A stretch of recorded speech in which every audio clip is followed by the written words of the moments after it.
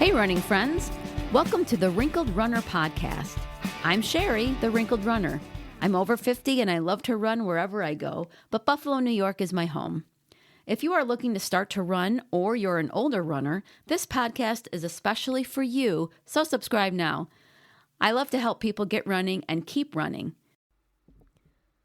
This week we have my sometimes co-host Dave on the podcast talking about running with a partner. I find it is a great advantage to have him as a run buddy since we can get each other up and out the door just by shoving each other out of bed. While I do love when I can run by myself, and I outlined the joys of that last week, running with a friend also has its advantages. We are on our way to New York City to visit my son and his wife and see Hamilton as well, so any weird noises you hear are due to being in the car. Okay, so we're just going to jump in so you can say hey, and then let's come up with some ways that running together is really cool. Hey. So Dave is back. So I talked a little bit about how we can push each other out of bed if we need to in the morning, although usually we're pretty good about getting up and getting out. But I think that's because we know the other person is there, and so they're going to just force you to get up anyway. That is true. You know, if the other person wasn't doing it and I was in bed by myself, I'm not sure I would get up. Yeah, it can be hard at 5:45 in the morning. 5:45, and when it's 20 degrees and the yes. wind is blowing. Yeah. Because, Buffalo does that kind of thing. Yeah, that makes it not so fun. And I think if either one of us said, I'm just going to sleep today, I think the other person would be just as happy about laying down or going back to bed or whatever. But I can't think of one time we've ever done that. No, I don't think we have. I think maybe once. And all the times we've gone out to run, we've actually decided not to. And that's probably the biggest benefit for me. Of having a running partner? Having a running partner. That you live with? Yeah. Well, because, I don't even really like running. I mean, I overplay that a bit, but well, so it keeps you motivated. I need that extra push, that extra motivation. I'm always happy I've done it when I've done it. I'm even usually happy when I'm out there, but I don't really love it. So yeah, having that motivation for if one running partner has more of a love for running than the other person can be a big benefit of having a running buddy, because it is too easy to roll over and say, well, I'll do it later, and then it actually never happens. So someone that is holding you accountable, or somebody that you have to meet up with in order to get that run in at a certain time, can be really helpful for a lot of people. Another benefit that I think you have running with me is the number of times I have saved you from being killed and running into the middle of the street with a car coming. Well, this is in your mind anyway. No, it is not. I wish I had a camera for how many times I have saved your life. I tell Dave all the time that I'm going to get him a t-shirt that says, if I am running alone, please help me across the street. Because he is worse than a toddler when it comes to coming up to a street and just running across. And you also have this mistaken notion that just because you have the right of way, that's just going to magically work for you every time, and that no one's ever going to not give you the right of way. Even though a lot of times in the morning, like I say, people who are on their way to work are just zombies. I feel like they're not paying any attention. They're just trying to get from home to work, and they're either on their phone or they're putting on makeup or they're eating breakfast. I mean, how many times have we almost been killed running across the street? Yes, well, again, in your mind. I'll let you be a hero, honey. You're my hero. Yes, I am your hero, and you don't even know. It's just like driving. How many times I have saved our lives driving. See, there we go. There's another example. And I have no accidents, anybody. I have no accidents for a long time.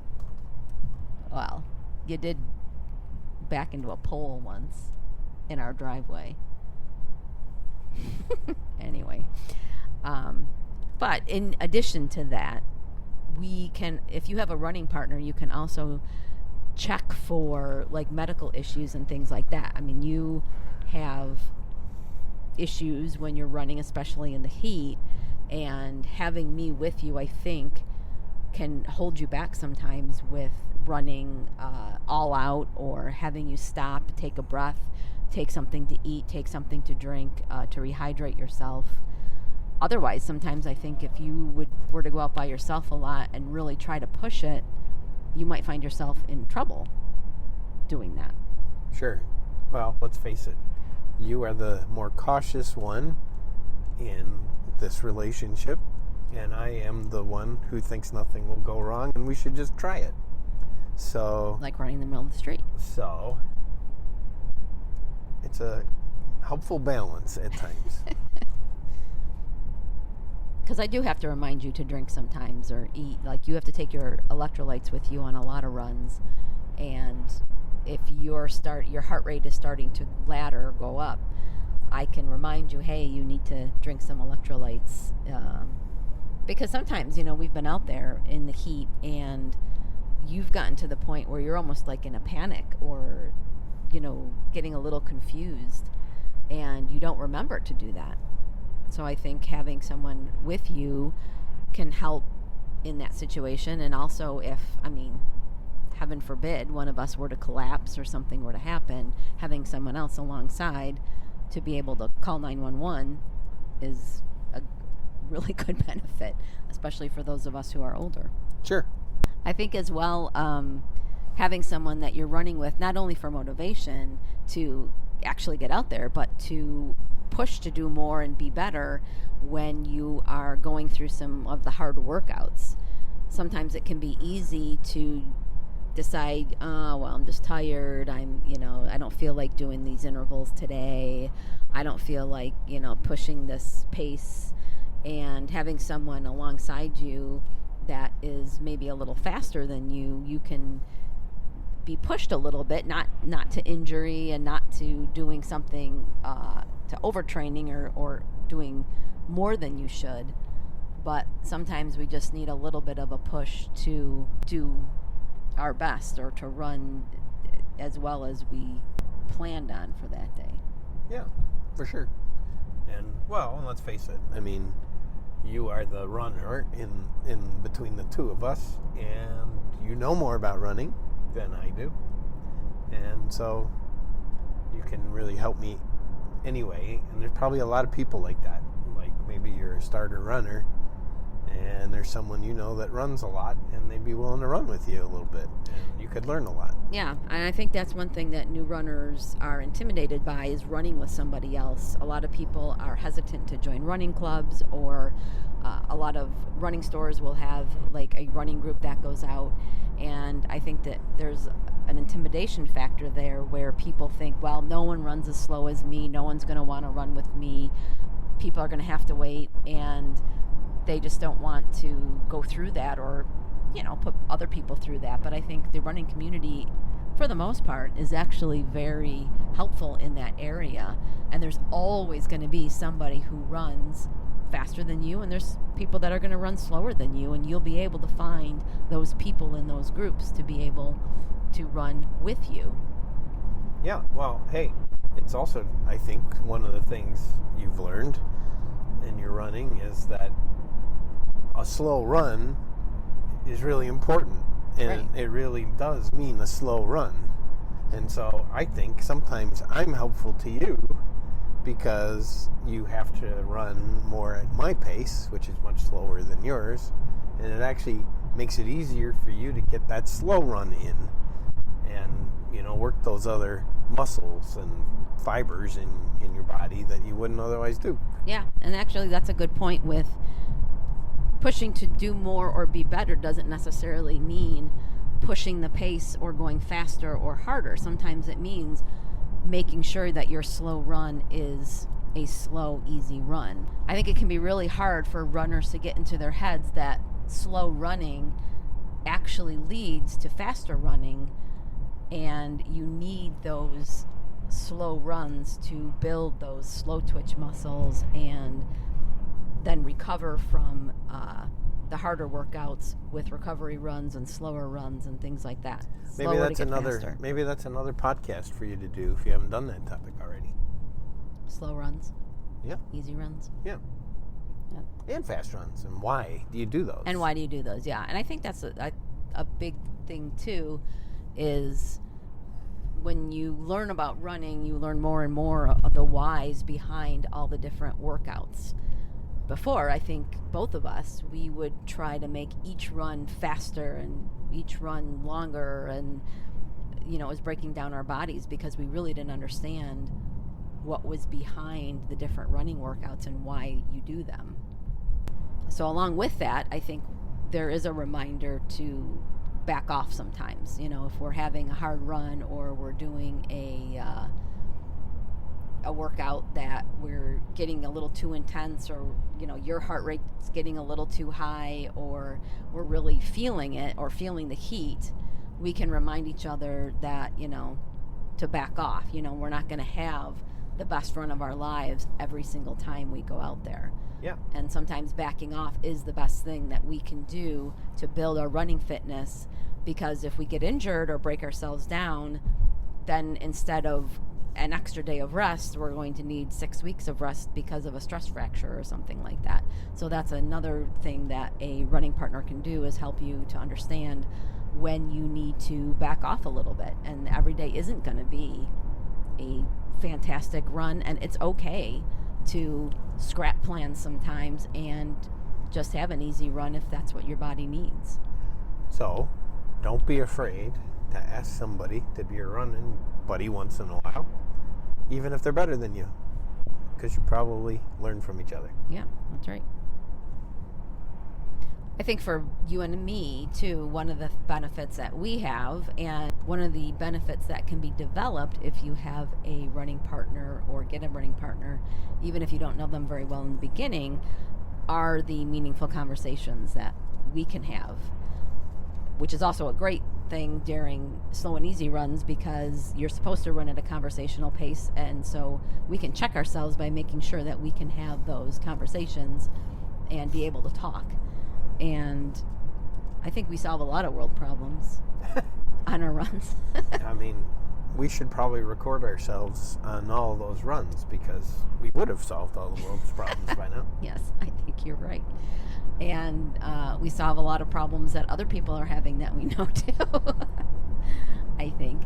And because we're married, we have some meaningful conversations about our kids and grandkids, and it's just a great way to go out without having, email coming up and phone calls coming in and, people texting us, or reading our tablets or watching something. Yeah. We just go out and we're able to talk and set aside that time 4 days a week, right? We run 4 days a week together, and I miss it when we don't get to have that. In fact, sometimes when we are separated, which hasn't been, because of COVID, hasn't happened in a long time, but Dave is actually quite a traveler for business when times are normal, and so he's gone a lot. And we've actually FaceTimed each other on runs so that we can run together even when we're separated. And that's always a lot of fun, too. That's been fun. Usually we run until one of our phones dies. I'm sure there are some of your listeners that are groaning right now listening to some of this. Why? Because we're so cute? Yeah, that's it. That's what they're thinking. Or just so crazy? Yeah. And I think, if you have a friend or someone, an acquaintance that you start to run with, you are going to start to build a bond, not just through running, but the conversations that you can have while you're doing it, and just having someone else be a sounding board. Because for a lot of us, running is also our way to decompress and de-stress. And even though I don't know a lot about what you do at work as far as like business and things like that go, you are able to talk through a lot of your things at work or whatever. And even if I can't give you good advice or really anything about it, I think it's good for you to talk through it. It's true. And so I think that's a benefit that some people can have with the run, is the benefit of having somebody else be a sounding board. So it's really a twofer when you have a running partner, because not only do you run together and you get to running, but you develop your mind and your body and your relationship. So yeah, it's pretty cool. Yeah.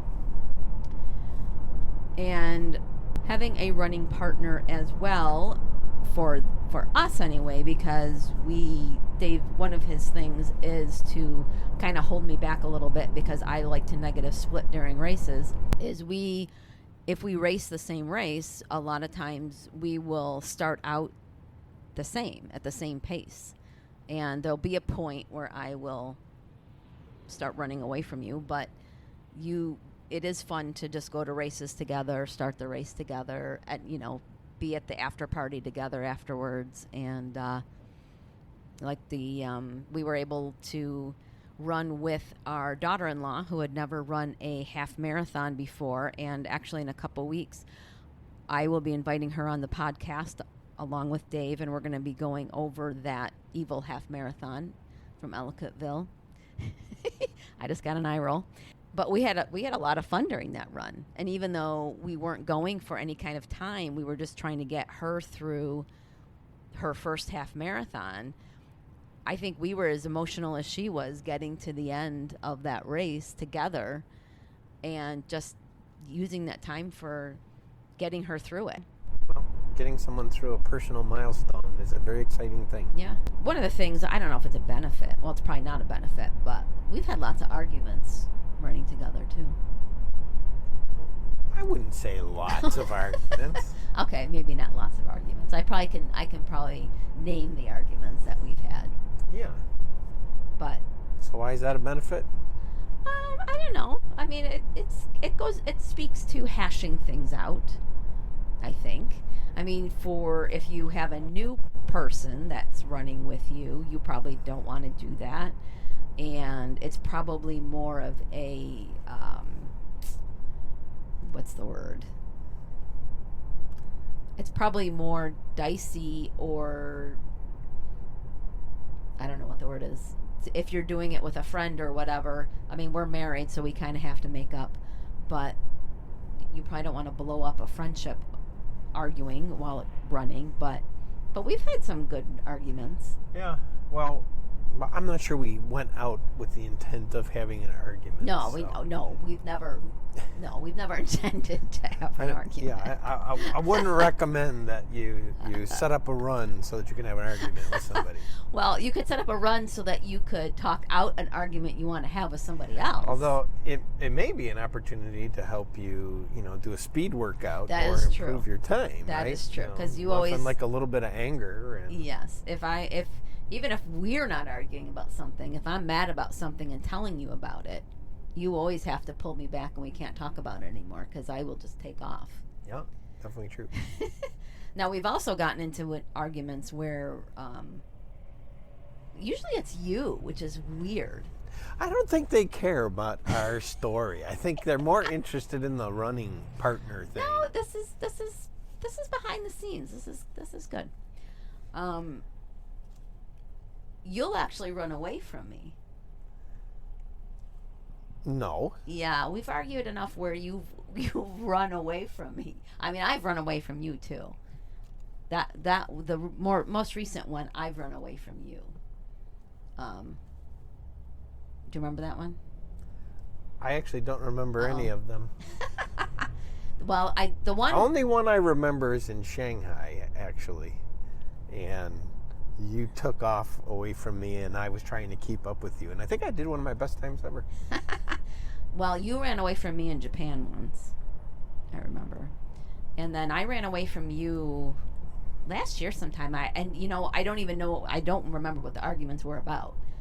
I just remember that sometimes if we get too heated, one of us will run away from the other one.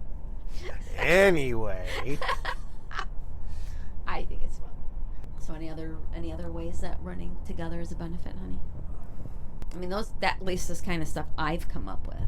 Are there any benefits that you can think of? Well, I would say there's another benefit. there are some areas that we run through that are fine for when we're running together, but probably if we were alone, it would be dangerous, especially for you as a woman. Yeah, unfortunately. And so, and that is really unfortunate that that's a reality of life. Yeah. But, I think we're having a running partner is just safer. You don't have to worry as much about those kind of things. Yeah. So, and that probably is another thing to help you keep running too, right? Because you don't have to not run because you're uncertain. I also talked about that on a safety podcast, which is coming up next month. But I did talk about how running together and running with a buddy can help us be safer as runners. And it is something that I have to think about. And I've said to you while running through a certain area that if I was running this by myself, I wouldn't do it. I wouldn't come to that particular place, or I would turn around or whatever. Yeah. So, yeah, it definitely is a safety benefit having someone else to run with you. If we're running alone, you tend to just go out the door and then do a run somewhere. But I think if we're running together, we'll make an adventure out of it. And so maybe we'll hop in the car and we'll drive some distance somewhere, or we'll go have some breakfast somewhere or whatever. And then we'll go run in a completely new or different place. Just for that, just for the fun of it, just for the experience of that.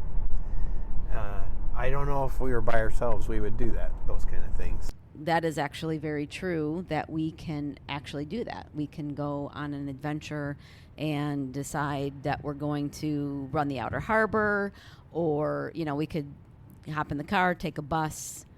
We go on tons of adventures when we're on vacation. We always pack our running clothes, and we've discovered a lot of cool things just going out and running on vacation, which, if you're not married or your partner isn't your life partner, might not happen. But you can still decide, hey, let's meet at this place 10 miles away, or this park or this area, and try something new with our running. And that's always a lot of fun, actually, is finding a new place to discover.